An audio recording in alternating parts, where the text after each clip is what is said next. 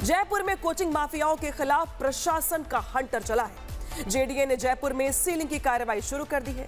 करीब 90 कोचिंग संस्थानों पर कार्रवाई की गई है। सुप्रीम कोर्ट के आदेश का हवाला देकर हो रही इस कार्रवाई के बाद कोचिंग संचालकों में मानो हड़कंप मचा हुआ है। जिस तरीके से यहां पर कार्रवाई की गई है, पूरा मामला क्या है और किस तरीके से प्रशासन की ओर से एक्शन लिया जा रहा है, दिखाते हैं आपको स्पेशल रिपोर्ट के जरिए।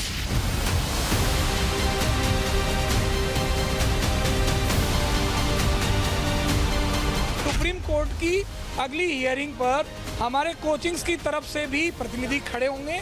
हमारे को भी सुना जाए, तब तक अनियंत्रित तरीके से सीलिंग की कार्रवाई नहीं होनी। जयपुर में कोचिंग माफियाओं पर प्रशासन का हंटर चला है। गोपालपुरा बाईपास जयपुर का वो इलाका जिसे कोचिंग हब के तौर पर जाना जाता है, लेकिन अब इस इलाके से जेडीए की कार्रवाई से कोचिंग संचालकों में हड़कंप मचा हुआ है। जेडीए ने अवैध निर्माण और आवासीय जमीन पर व्यावसायिक गतिविधियों के आरोप में कार्रवाई शुरू की है। इसी कड़ी में श्री गोपाल नगर के एक भूखंड के बेसमेंट को सील किया गया, जहां माइंड मैक्स नाम से लाइब्रेरी चल रही थी। जेडीए के मुताबिक जिस भूखंड पर कोचिंग की गतिविधियां चल रही थी वो आवासीय पट्टे पर दर्ज है। नियमों के मुताबिक बेसमेंट में क्लासरूम या व्यावसायिक गतिविधियां नहीं चलाई जा सकती हैं। जेडीए की टीम ने श्री गोपाल नगर स्थित भूखंड संख्या 137 के बेसमेंट को सील कर दिया। इसी भूखंड पर माइंड मैक्स नाम से लाइब्रेरी चलाई जा रही थी। इसके अलावा करीब 90 कोचिंग संस्थानों को नोटिस दिए जाने का दावा है। वहीं जेडीए की इस कार्रवाई से कोचिंग संचालकों में हड़कंप मचा हुआ है। कोचिंग संचालकों ने जेडीए की कार्रवाई के विरोध में कोचिंग सेंटर बंद रखने का फैसला किया है। कोचिंग संचालकों का कहना है कि उनके संस्थानों पर कार्रवाई से करीब 1 लाख विद्यार्थियों की पढ़ाई प्रभावित हो सकती है। जेडीए फिलहाल तो ये बोल रहा है कि हमारे को एक नोटिस दिया गया है और नोटिस में बिल्डिंग से संबंधित डॉक्यूमेंट्स मांगे हैं, जो कि हम पहले भी जेडीए को दे चुके हैं। जेडीए के अधिकारी भी इस बात को एक्सेप्ट कर रहे हैं कि ये सब बायलॉज तो आप ऑलरेडी दे चुके हो, लेकिन हमारे पास सुप्रीम कोर्ट की एक गाइडलाइन है जो कि अभी अंडर डिस्कशन है। उसके आधार पर आप पर कार्रवाई की जा रही है। जबकि मेरा ये मानना है, हमारा ये कहना है कि सुप्रीम कोर्ट की अगली हियरिंग पर हमारे कोचिंग्स की तरफ से भी प्रतिनिधि खड़े होंगे। हमारे को भी सुना जाए, तब तक अनियंत्रित तरीके से सीलिंग की कार्रवाई नहीं होनी चाहिए।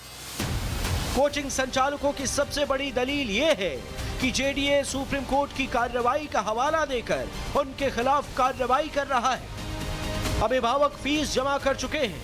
ऐसे में सवाल है कि अगर कोचिंग लंबे समय तक बंद रहती है तो छात्रों की पढ़ाई और प्रतियोगी परीक्षाओं की तैयारी कैसे होगी। सुप्रीम कोर्ट के आदेश के बाद राजधानी जयपुर के तमाम ऐसे कोचिंग संस्थान हैं जिन पर जयपुर डेवलपमेंट अथॉरिटी की ओर से कार्रवाई शुरू हो गई है और सबको लेकर राजस्थान में कोचिंग संस्थान के एसोसिएशन की ओर से बड़ा ये निर्णय लिया गया कि अगले 3 दिनों तक पूरे राजधानी जयपुर का ये जो कोचिंग एरिया है, यहाँ पर तमाम जो कोचिंग है, लाइब्रेरीज है और जो शैक्षणिक संस्थानों से जुड़े तमाम वो चीज़ें हैं वो बंद रहेगी। संचालकों का कहना है कि सुप्रीम कोर्ट में उनकी समस्याओं को भी रखा जाना चाहिए। खुद जेडीए को कोर्ट के सामने कोचिंग संचालकों का पक्ष रखना चाहिए। अभी सभी की ये सहमति बनी है कि 1 दिन का सांकेतिक हड़ताल रखी है और उसे चेंज किया गया है। कल से नियमित क्लास लगेंगी और यदि सरकार ने कोई निर्णय नहीं लिया तो ये आगे हड़ताल अनिश्चित काल तक हो सकती है। लाइब्रेरी को कल सीज किया गया है। 5 जगह सीज की गई हैं कल। और बच्चों की किताबें, हम आपको वीडियो दिखाएं तो बच्चों की किताबें निकाल के फेंकी गई हैं और जैसे रोड पे फेंक दी गई हैं सारी किताबें। तो इस तरह हुआ है कल का। हमने मना भी किया, लेकिन वो पुलिस अपने हिसाब से करती है।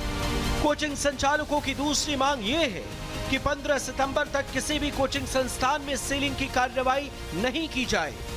उनका कहना है कि वे खुद सुप्रीम कोर्ट के सामने अपनी बात रखना चाहते हैं।